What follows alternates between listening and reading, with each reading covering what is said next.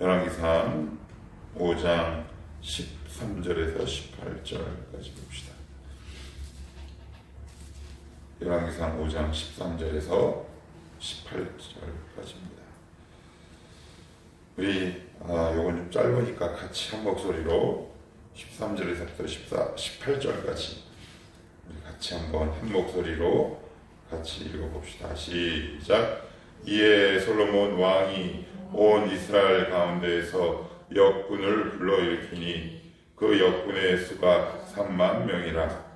솔로몬이 그들을 한 달에 1,000명씩 번갈아 레바논으로 보내매 그들이 한 달은 레바논에 있고 2달은 집에 있으며 아도니람은 감독이 되었고 솔로몬에게 또 짐꾼이 7만 명이요 산에서 돌을 뜨는 자가 8만 명이며 이외에 그 사역을 감독하는 관리가 3,300명이라. 그들이 일하는 백성을 거느렸더라.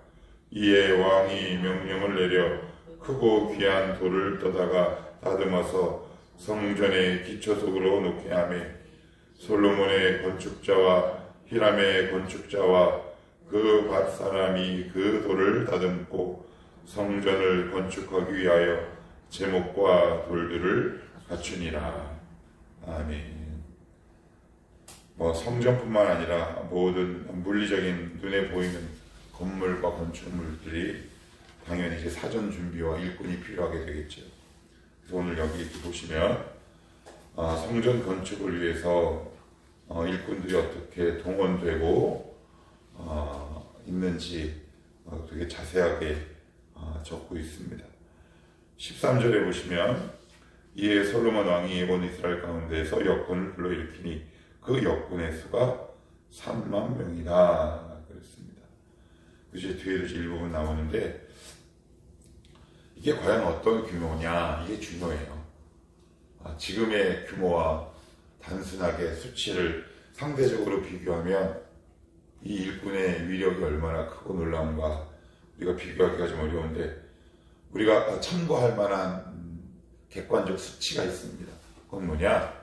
사무엘하 24장에 보시면 다윗이 인구조사해가지고 하나님 앞에 호되게 얻어맞잖아요. 근데 그 인구조사, 인구 계속 기록을 보시면 만 20세 이상의 성인이 130만입니다. 130만. 그러니까 여기 오늘 3만 명은 130만 가운데 차출이 된 거죠. 일방적으로 너 일해 라고는 하진 않고 적정선에 임금을 한번 지급했던 것으로 보입니다. 그런데 여기 보시면 13절 이에 솔로몬이 왕이 온 이스라엘 가운데에서 역군을 불러 일으키니 그 역군의 수가 3만 명이다 이렇게 되어 있습니다. 이게 불행한 일일까요? 아니면 다행한 일일까요? 아니면 어떻다고 생각하세요? 여러분이 만약에 솔로몬이 너 임금 줄 테니까 나와서 성전을 건축해 라고 만약에 여러분들에게 서류가 날아간다면 여러분은 할렐루야 하시겠습니까? 아니면 재수없네 라고 하시겠습니까? 130만 가운데 선출된 이들은 하나님의 성전을 건축하기 위해서 특별하게 선택된 사람들입니다. 감사한 일이죠. 놀라운 일입니다. 130만 가운데 선출되기가 건강해야 하겠고요. 무엇보다 성실한 사람들로 아마 뽑았을 겁니다. 그래서 우리가 여기서 조금 더 주목하고 확대해서 봐야 할 대목은 뭐냐면 이들은 개인과 가정이라는 그 일상을 떠나서 이 솔로몬 성전은 공동체를 건축하기 위해서 부르심을 받았다라는 사실이 되게 중요합니다. 개인의 구원과 개인의 신앙뿐만 아니라 공동체의 신앙의 유익을 위해 특별히 뽑힌 사람들입니다. 이게 되게 중요해요. 그래서 그리스도인들은 개인의 구원과 가정을 돌보는 일도 굉장히 중요하지만 공동체 구성원이기 때문에 공동체를 세우기 위해서도 힘써야 한다는 것을 강조하기 위한 겁니다. 이 부분이 되게 중요한데, 그래서 솔로몬이 어떻게 그들을 일을 시켰냐면 14절에 보시면 솔로몬이 그들을 한 달에 10,000명씩 번갈아 레바논으로 보내매 그들이 한 달은 레바논에 있고 2달은 집에 있으며 아도니람은 감독이 되었고. 그래요. 한 달에 10,000명씩, 그러니까 쉽게 얘기하면 이거예요. 한 달 일하고 2달 쉬고, 한 달 일하고 2달 쉬고, 한 달 일하고 2달 쉬고, 일이 아마 고됐던 모양이에요. 그럼 왜 이렇게까지 했느냐? 당연히 일해야죠. 그들 가정이 있잖아요. 가정. 그 일이 굉장히 힘든 일이란 말이에요. 그래서 솔로몬이 어떻게 했느냐? 성전 건축 그 일을 한 달을 하면 2달은 무조건 집에 가서 쉬게 했어요. 그러니까 이게 공동체와 가정의 균형이 되게 중요해요. 그런데 의외로 이제 한국 교회에서는 이제 뭐라고 얘기를 하느냐? 가정을 되게 쉽게 여기는 경우가 많아요. 그동안은 전통적으로 그래 왔어요. 그래서 의외로 목회자 가정 가운데 불화한 가정이 얼마나 많은지 몰라요. 그런데 솔로몬은 이 얼마나 명분이 좋아요. 성전이잖아요. 성전. 하나님의 일이잖아요. 그런데 365일 삭도 제대로 주지 않고 너 여기서만 일해 라고 하지 않고요. 한 달은 일하게 하고 2달은 집에 가서 쉬게 했다라는 사실이 중요합니다. 공동체를 위해서 한 달, 가정을 위해서 2달 있게 한 거죠. 그러니까 이건 저와 여러분도 동일하게 적용할 만한, 우리가 눈여겨볼 만한 내용이다. 정리를 하면 어떤 사람이든지 개인의 구원뿐만 아니라 공동체의 구성원과 공동체의 구원을 위해 헌신해야 하지만 원칙이 있다. 공동체를 위해서도 헌신하고 또한 가정도 돌봐야 하는 이 2가지 균형이 성도에게 굉장히 중요하다. 그래서 다시 한번 읽어보면 14절에 솔로몬이 그들을 한 달에 10,000명씩 번갈아 레바논으로 보내매 그들이 한 달은 레바논이 어디냐면 두로예요. 두로. 예. 그러니까 이방에 오래 있으면 향수병 걸리고 힘들 거 아니에요. 그래서 한 달은 일하고 2달은 집에 쉬게 하는 순번제 일꾼들을 만들기 시작했다. 그리고 15절에도 보시면 솔로몬에게 또 짐꾼이 70,000명이요 산에서 돌을 뜨는 자가 80,000명이며. 그래요. 여기 보시면 짐꾼이 70,000명, 산에서 돌을 뜨는 자가 80,000명. 그래요. 아마 여기 있는 이 사람들은 아마 그 히브리 사람들이 아닐 거라고 추측도 하는 사람들이 학자마다 있긴 해요. 근데 어쨌든, 근데 여기 보시면 제가 예전에 이런 영상을 본 적이 있습니다. 여러분들도 아마 이름만 대면 알만한 분이긴 한데, 요즘 한참 뜨고 있는 김창옥 씨가 아버지의 뒷모습을 본 적이 있대요. 공항에 이제 배웅하러 나왔다가 이제 용돈을 드리고 돌아가는 아버지의 뒷모습을 살아생전 처음 봤대요. 그러면서 놀란 게 그래요. 내가 아버지의 뒷모습을 처음 봤구나. 그런데 아버지가 몸이 휘어있더래요. 이렇게. 근데 그 양반 이름이 석봉이었거든요. 석봉. 돌을 옮기고 깎고 하는. 그러니까 돌을 다루는 건 엄청나게 고된 일이에요. 엄청나게 고된 일입니다.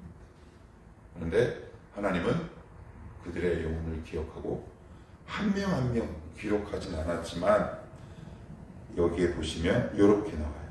짐꾼이 70,000명, 산에서 돌을 뜨는 자가 80,000명이다. 이들이라고 쉬운 일 하고 싶지 않았겠어요?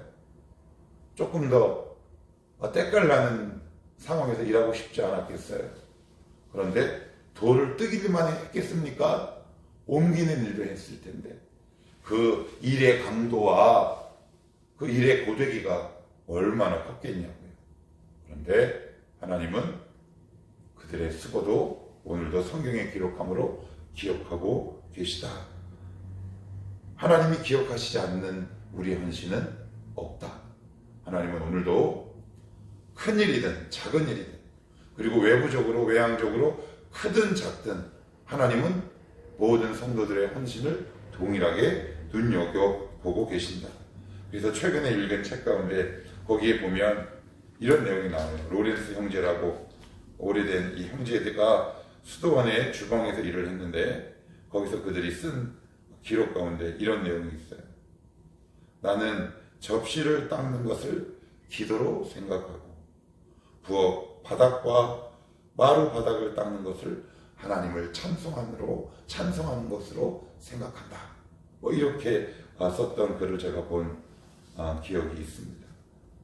하나님께서 기억하시지 않는 헌신은 없다. 사람들은 대소, 상중하를 나누지만 하나님은 하나님 나라에서 상중하는 없어요. 꼭 기억합시다. 하나님 나라에서 상중하는 없습니다. 우리가 일의 편의를 위해 인의로 구분을 할 뿐 하나님 나라에서는 위아래, 상중하, 대소의 구별이 없다. 그래서 편한 일을 하는 사람이든 고되고 힘든 일을 하는 사람이든 외형적으로 눈에 띄는 일을 하는 사람이든 아니면 눈에 띄지 않는 일을 하는 사람이든 하나님은 여전히 그들을 동일하게 기억하고 보고 계신다. 17절 이어서 보시면 이에 왕이 명령을 내려 크고 귀한 돌을 떠다가 다듬어서 성전의 기초석으로 놓게 하고, 이거 어디서 많이 본 거예요? 베드로전서에 보시면 이런 비슷한 표현이 나오죠. 크고 귀한 돌을 떠다가 성전의 기초석, 가장 귀한 곳이죠. 기초석은 가장 든든한 거예요. 그러니까 가장 크고 귀한 돌이란, 근데 이 말을 왜 굳이 열왕기 기자가 적었겠냐고요. 그러니까 솔로몬 왕도 안 거예요. 그냥 이렇게 적을 수도 있었어요. 큰 돌을 가져다가, 아니면 크고 단단한 돌을 가져다가 성전의 기초석으로 놓게 하고, 이건 우리가 충분히 상식적으로 납득이 되는데 여기 해석이 한 번 더 가해지죠. 뭐냐 하면 크고 귀하다라는 말을 썼어요. 크고 귀하다.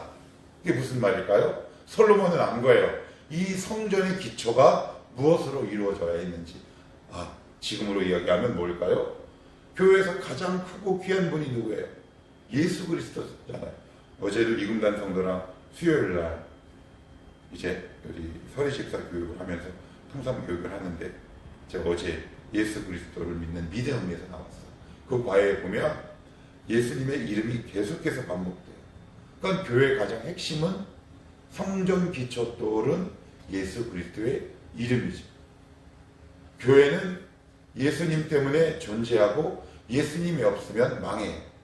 그것이 존재의 이유요, 그것이 존재의 근거예요. 그것이 다인 거죠. 아마 솔로몬도 그걸 알지 않았을까.